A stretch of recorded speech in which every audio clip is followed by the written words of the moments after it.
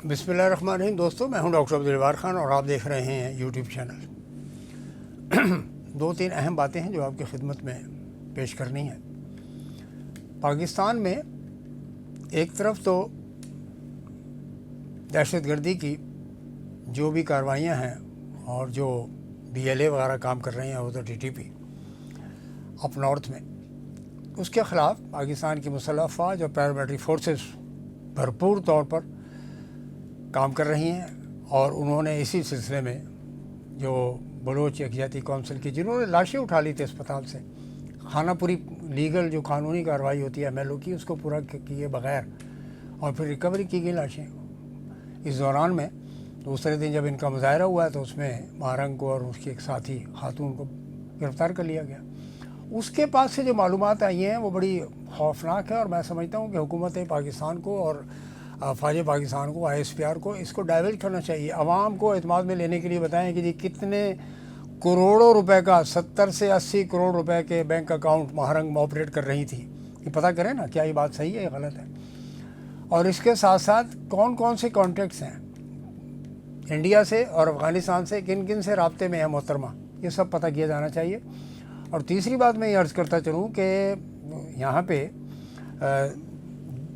बेबुनियाद प्रोपेगेंडा किया जा रहा है कि बलोचों की कराची में के ऊपर उनकी मूवमेंट पे पाबंदी है। कोई पाबंदी नहीं है, ये प्रोपेगेंडा है। माशाल्लाह हमारे दोस्त हैं, बलोच हैं और दीगर हजरात हैं, बिल्कुल आज़ाद हैं। और जैसे हम और आप आज़ाद हैं, घूम रहे हैं, फिर रहे हैं, वैसे वो भी फिर रहे हैं। प्रोपेगेंडा मीडिया पे जारी है जो बेसलेस है और इस पर भी हुकूमत को देखना चाहिए कि ये जो है ये पाकिस्तान के ख़िलाफ़, पाकिस्तान की रियासत के ख़िलाफ़ और दहशत गर्दी के ख़िलाफ़ जो मुहिम है उसकी हिमायत में ये कौन लोग हैं जो इस किस्म का प्रोपेगेंडा कर रहे हैं। इसको क़तई तौर पर हल्का नहीं लेना चाहिए, ईजी नहीं लेना चाहिए।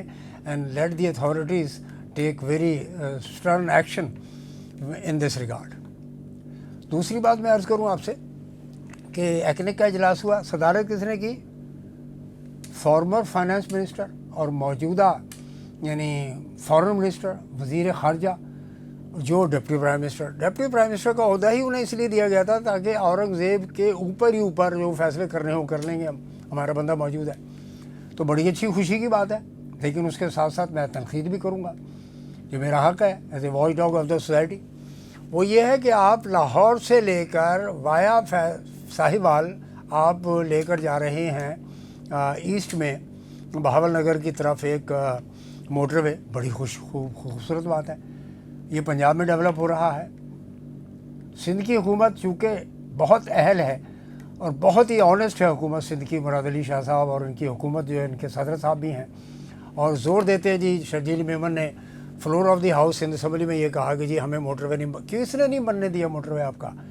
96-97 से मोटरवे M2 बन रही थी, उसके बाद M1 बनी है, उसके बाद M3 बनी है, फिर उसके बाद M4 बनी है, उसके बाद M5 बनी है। इस दरम्यान में हज़ारा मोटरवे बनी है, इस दरम्यान में सवात मोटरवे बन गई है, इस दौरान में मियाँ वाली एक्सप्रेस वे बन गई है और अब ये मोटरवे बन रही है एट दी फेडरल कॉस्ट।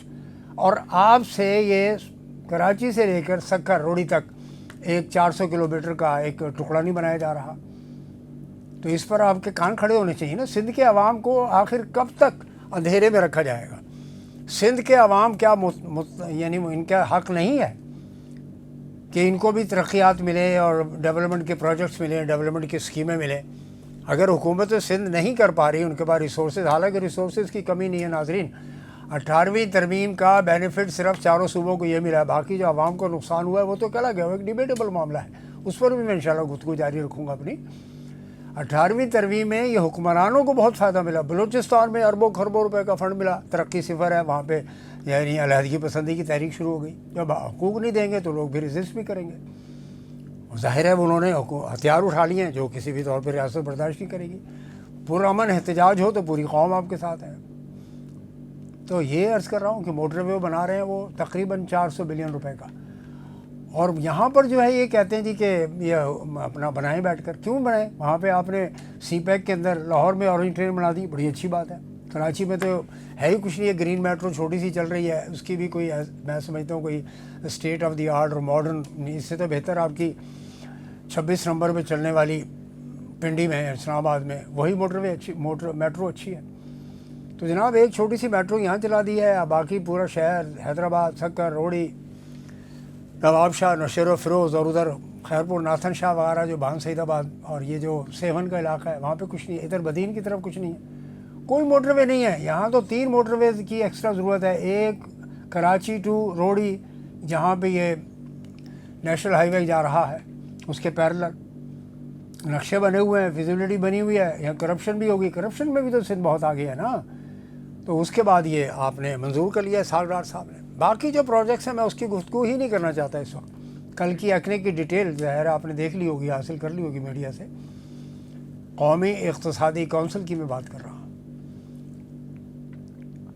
آج اسٹاک ایکسچینج بہت پازیٹیو گیا، پاکستان اسٹاک ایکسچینج، کیونکہ جی $1 بلین مل رہا ہے آئی ایم ایف سے، پھر ہر 2 مہینے بعد $1 بلین مل جاتا ہے. پیسے کہاں جاتے ہیں؟ یاروں کے پیٹ میں.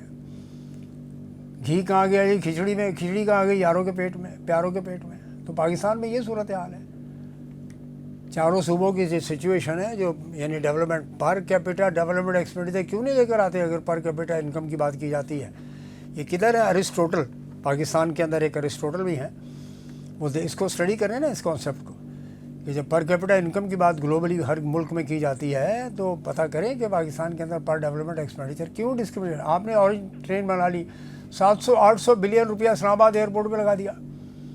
آپ نے 2 میٹرو پنڈی میں کھول دی ہیں، پنڈی اسلام آباد میں. ایک میٹرو آلریڈی لاہور میں موجود ہے، اورنج میٹرو آ گئی اوپر سے. اورنج میٹرو میں سی پیک کا پیسہ گیا ہے.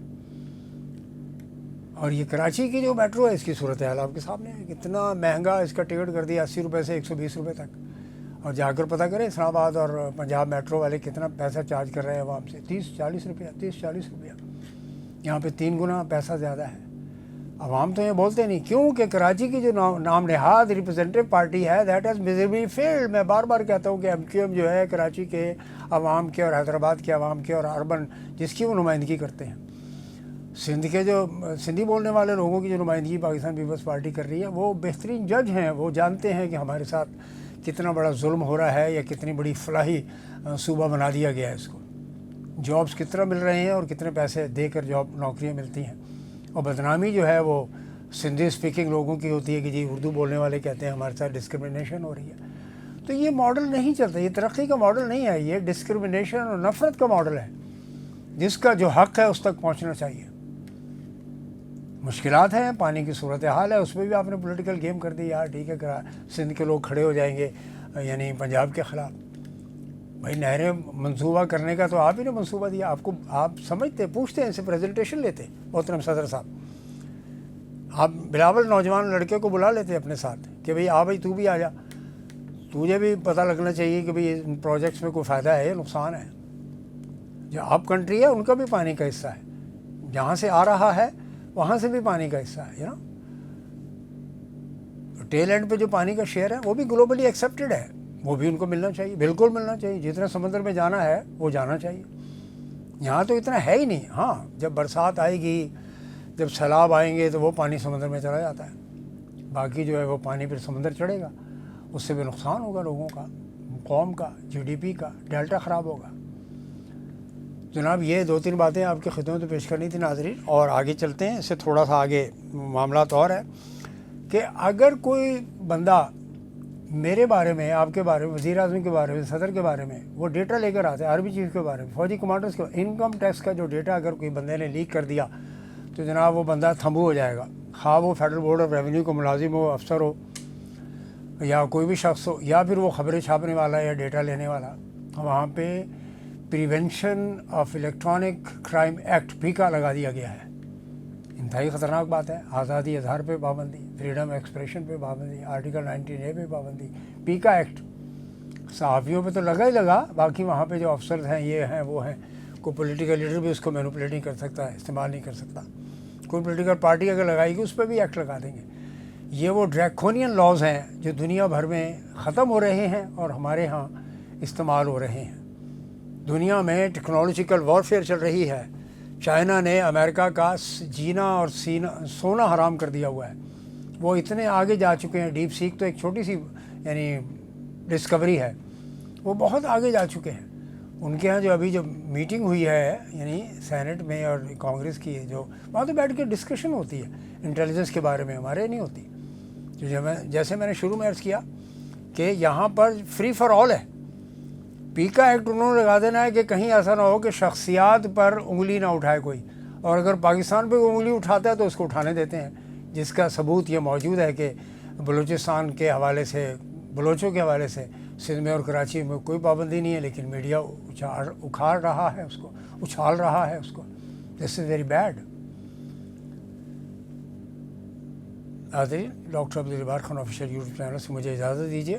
انشاءاللہ یہ گفتگو آپ سے جاری رہے گی. والسلام.